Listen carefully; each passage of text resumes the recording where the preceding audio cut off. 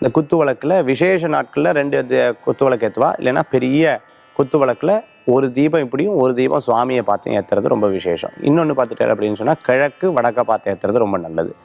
குத்து விளக்கு தீபம் ஏற்றும் போது என்றைக்குமே ஆரம்பிக்கிறது பார்த்திங்கன்னா வடக்கு அல்லது கிழக்க பார்த்து தீபத்தை ஆரம்பித்து அப்புறம் வலதுபுறமாக தான் அந்த தீபத்தை ஏற்ற வேண்டும்.